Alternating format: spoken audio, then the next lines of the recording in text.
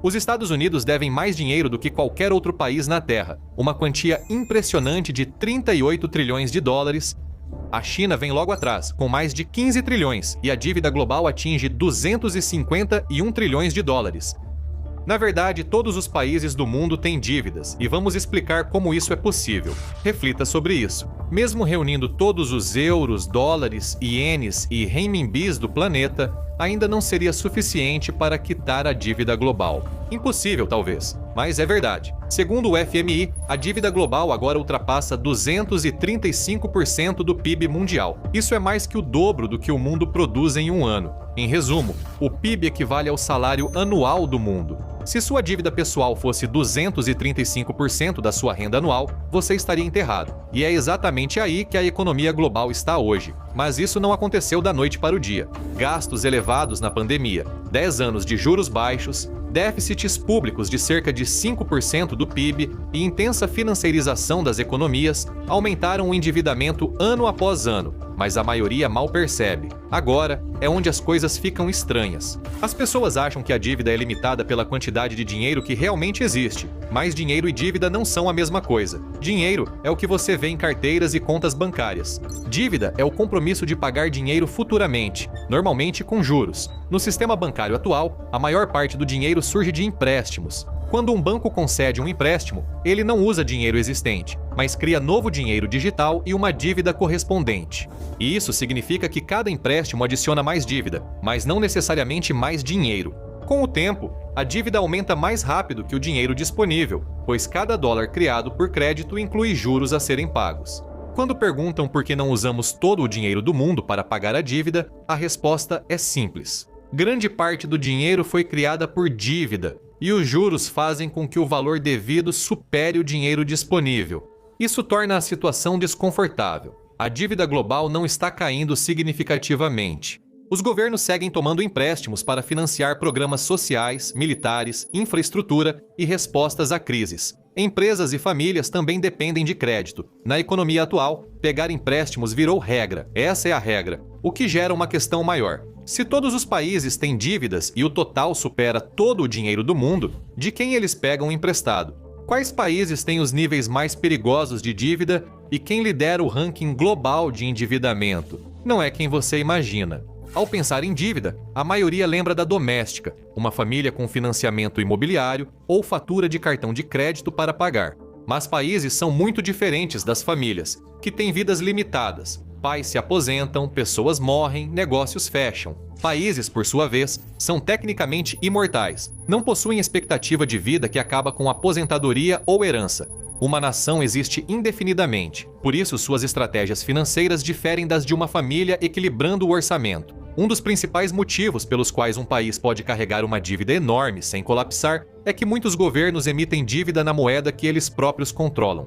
Por exemplo, os Estados Unidos pegam empréstimos vendendo títulos em dólares, já que controlam sua moeda, e o Banco Central pode criar mais dólares. O risco de inadimplência dessa dívida interna é muito menor do que em países com dívidas em moedas estrangeiras, mas nem todos têm essa vantagem. Isso contrasta com países da União Europeia. Itália, Grécia e Espanha usam o euro, controlado pelo Banco Central Europeu, não por seus governos. Em Frankfurt, isso significa que quando a Itália emite dívida, ela toma empréstimos em uma moeda que não pode criar, sem controle sobre a oferta monetária. Países da zona do euro não podem imprimir euros para pagar dívidas, o que eleva o risco de inadimplência e exige decisões financeiras difíceis. Esse arranjo foi amplamente citado como uma das principais causas da crise da dívida soberana europeia. As nações não conseguiam refinanciar ou gerir suas dívidas por não controlarem a política monetária. E piora ainda mais. Em muitas economias em desenvolvimento, faltam mercados financeiros estáveis ou moedas locais confiáveis para atrair investidores internacionais. Eles costumam emitir títulos soberanos em moedas estrangeiras,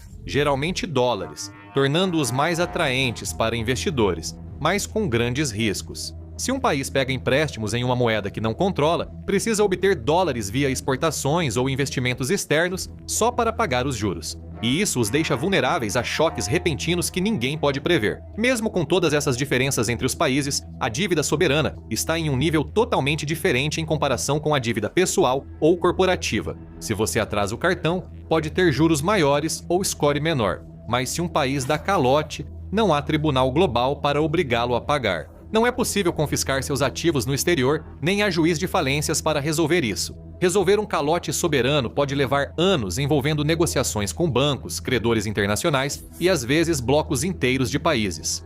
As consequências afetam fortemente as pessoas comuns: recessão, desemprego em massa e cortes nos serviços públicos, enquanto crescem as tensões políticas. É como um efeito dominó, com vidas reais em jogo. Veja o Líbano. Após o calote da dívida em 2020, o país passou anos negociando com credores, mas avançou pouco. Enquanto isso, a economia continuou deprimida, a inflação e o desemprego dispararam, e os serviços públicos só pioraram. Isso mostra como reestruturações de dívida soberana podem ser longas e complexas, dificultando para países dependentes de financiamento externo sem acesso aos mercados internacionais. Às vezes, os calotes não resultam só de má gestão econômica. O calote parcial da Rússia em junho de 2022 ocorreu principalmente devido às sanções econômicas após a invasão da Ucrânia, impedindo investidores estrangeiros de receber pagamentos em dólares. O calote da Rússia ocorreu não por falta de recursos, mas devido a restrições externas que bloquearam o dinheiro. Por isso, calotes soberanos costumam ser o último recurso. Então, se os países não são como as famílias, por que eles pegam tanto dinheiro emprestado em primeiro lugar? É principalmente para gerenciar o crescimento e manter as economias estáveis. Os governos utilizam a dívida para financiar infraestrutura, responder a crises como pandemias ou guerras e suavizar oscilações econômicas. Pegar empréstimos muitas vezes faz sentido quando a alternativa é estagnação, desemprego ou agitação social. Mas tem um porém: nem toda dívida é igual. O risco disso depende do controle da moeda, dos mercados internacionais e da política. Nações grandes com instituições sólidas e moeda própria suportam mais dívida que países menores ou menos desenvolvidos. Se um país toma empréstimos em sua própria moeda ou em outra, isso muda muito o risco da dívida. Mas isso é apenas a introdução. Agora vamos conferir quais países têm mais dívida proporcional à economia. O primeiro lugar pode surpreender você. Economistas analisam mais que os números brutos da dívida para avaliar o comprometimento financeiro de um país. É aí que entra a relação dívida, PIB. Ela compara a dívida de um país com o tamanho da sua economia e geralmente é mostrada como uma porcentagem. Ela indica quanto um país deve em relação ao que produz. Uma relação de 100% significa que o governo deve o equivalente a tudo o que sua economia produz em um ano. 150% significa que ele deve 1,5 vezes esse valor. Isso equivale a quantos anos seriam necessários para quitar a dívida se todo o PIB do país fosse dedicado a isso. Embora impossível, ilustra a dimensão. Quanto maior a relação dívida, PIB, mais difícil é para um país cumprir suas obrigações sem aumentar impostos, cortar gastos, inflacionar a moeda ou reestruturar a dívida. Economistas apontam que países com índices acima de 77% por longos períodos tendem a ter crescimento econômico mais lento, afetando salários, investimentos e produtividade. Índices elevados podem abalar a confiança dos investidores e encarecer empréstimos, dificultando ainda mais a gestão da dívida. Por isso, os números não contam toda a história. Essa relação explica por que o maior devedor nem sempre é o mais perigoso. Os Estados Unidos podem ter a maior dívida em dólares, mas têm a maior economia. Os Estados Unidos sustentam sua dívida financiando obrigações com títulos do Tesouro, vistos como os mais seguros do mundo. Economias grandes e confiáveis suportam mais dívida que as pequenas ou instáveis. Mesmo assim, a relação importa, pois os custos de juros crescem com o aumento da dívida. Agora, vamos conhecer países que levam os limites ao extremo, tornando as coisas um pouco desconfortáveis. A 10ª maior relação dívida, PIB, pertence ao Reino Unido, com cerca de 101,29%. Isso mostra que o governo do Reino Unido deve um pouco mais do que sua economia produz anualmente. Passar dos 100% é importante psicologicamente para os mercados. Isso indica que uma nação está mais alavancada que sua produção anual. Em 9º lugar está a Espanha, com cerca de 101,82%. A Espanha passou anos se recuperando de crises e da pandemia. A dívida cresceu mais que a economia, limitando a flexibilidade fiscal futura. Em 8º lugar, a Bélgica está com cerca de 104,47%. O país tem uma dívida pública alta há décadas e precisa arrecadar receita constante só para cobrir os juros crescentes e manter a confiança dos investidores. Em 7º lugar, o Canadá apresenta cerca de 110,77%. A dívida do Canadá aumentou muito durante os programas de estabilização da Covid. Mas mesmo com uma economia forte, manter uma dívida acima de 110% do PIB exige crescimento sustentado para evitar pressão a longo prazo. Em sexto lugar, a França chega a aproximadamente 113,11%. Os altos gastos sociais e o grande setor público da França causaram déficits persistentes, elevando sua dívida bem acima do produto anual. Em quinto lugar, os Estados Unidos estão próximos de 120,79%. Mesmo com a maior economia do mundo, uma proporção acima de 120% faz com que só os juros ocupem parte crescente do orçamento federal. Os Estados Unidos se beneficiam por emitir a moeda de reserva mundial, mas é importante destacar que, atualmente, a dívida está crescendo mais rápido do que o crescimento econômico. Em quarto lugar, a Itália sobe para cerca de 135,33%. A Itália preocupa economistas por tomar empréstimos em uma moeda que não controla, o euro. Isso limita sua capacidade de gerenciar crises usando política monetária e a expõe a pressões do mercado durante períodos de recessão. Em terceiro lugar, a Grécia aparece com cerca de 150,89%.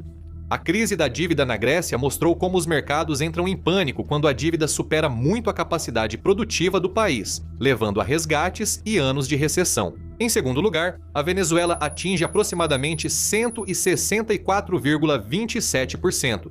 A dívida da Venezuela se agrava com inflação, colapso produtivo e instabilidade política, tornando seu pagamento muito mais arriscado do que o número sugere. E é aqui que a tensão realmente aumenta, porque tudo o que você acabou de ouvir ainda não é o topo. A relação dívida-PIB de um país chega a ultrapassar 164%. E é o Japão. Sua relação está em torno de 236,5%. O governo deve mais que o dobro do que o país produz em um ano. Algumas estimativas apontam esse número perto de 195% em 2023, já sendo o maior entre as principais economias avançadas. De qualquer forma, o Japão não só lidera a lista, mas está em categoria própria. Para ilustrar, imagine alguém que ganha $50 mil por ano, mas deve mais de $118 mil em cartões de crédito, empréstimos e hipotecas, e ainda ter que seguir fazendo empréstimos só para se manter. É basicamente isso que representa uma relação dívida-PIB de 236% em nível nacional. A dívida do Japão é tão grande que nem anos de produção econômica cobririam o valor sem crescimento contínuo, e refinanciar todos os anos é um ato de equilíbrio delicado. Então, como o Japão chegou a esse ponto? O Japão não chegou a essa situação por causa de um grande erro: décadas de pressão estrutural. A maior parte da dívida resulta de déficits fiscais contínuos e crescimento econômico quase nulo por longos períodos. Quando o governo gasta mais do que arrecada constantemente, a dívida cresce. Com crescimento fraco, a economia não se expande o suficiente para lidar com o endividamento.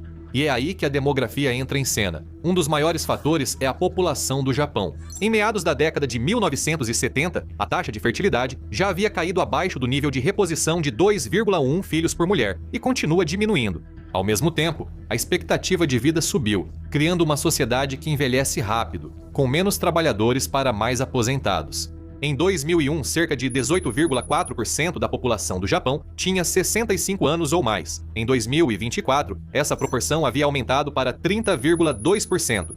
Projeções mostram que pode chegar a 36,7% até 2045. Isso significa que mais de uma em cada 3 pessoas no Japão estará em idade de aposentadoria. Uma bomba relógio demográfica se forma. O envelhecimento da população cria um ciclo vicioso brutal para a dívida nacional. Menos trabalhadores significa menos arrecadação de impostos. Mais aposentados significa mais gastos do governo com aposentadorias, saúde e serviços sociais. Para preencher essa lacuna, o governo faz empréstimos. Com a dívida e os juros em alta e crescimento lento, é difícil sair desse ciclo. O Japão também gastou muito por décadas tentando impulsionar sua economia. Após o estouro das bolhas de ativos nos anos 1990, o crescimento parou. Para evitar colapso, o governo elevou gastos e o Banco Central reduziu juros quase a zero. O empréstimo barato tornou a dívida aparentemente administrável, mas deixou as obrigações dispararem silenciosamente. Com o tempo, operar em déficit virou rotina. Parar de repente poderia causar recessão, desemprego ou agitação social. O interessante no Japão é que, mesmo com sua enorme relação dívida-PIB, o país não colapsou. A maioria da dívida é interna e emitida em ienes, controlados pelo país. Isso permite aos formuladores de políticas refinanciar, estabilizar mercados de títulos e evitar calote repentino, mas não muda a matemática. Com uma proporção de quase 236%, o Japão precisa continuar rolando enormes quantias de dívida apenas para se manter à tona. Choques no crescimento, inflação ou confiança podem agravar a situação. Por isso, o ranking dívida-PIB é mais relevante que os números brutos. Os Estados Unidos têm dívida maior em dólares, mas o Japão deve muito mais proporcionalmente à sua economia. Sua posição em primeiro lugar mostra como a dívida pode silenciosamente se tornar estrutural em vez de temporária, sendo incorporada à demografia, ao crescimento lento e às obrigações do governo, em vez de ser apenas resultado de gastos em crises. E isso nos leva ao extremo oposto. Existe um país que opera no extremo oposto. Uma nação que não só tem uma dívida baixa, mas praticamente não tem dívida nacional alguma. E esse país é Liechtenstein. Liechtenstein não emite títulos soberanos nem tem dívida nacional permanente. Diferente de quase todos os países, o governo opera sem dívidas. Qualquer obrigação do país é de curto prazo e operacional. Não há dívida de longo prazo a ser rolada anualmente. Uma verdadeira anomalia no cenário financeiro global. Como isso é possível? A resposta está na escala, na estrutura e na renda. Liechtenstein é um dos menores países do mundo, com uma população de menos de 40 mil pessoas, mas apesar do seu tamanho, é uma das nações mais ricas per capita do mundo.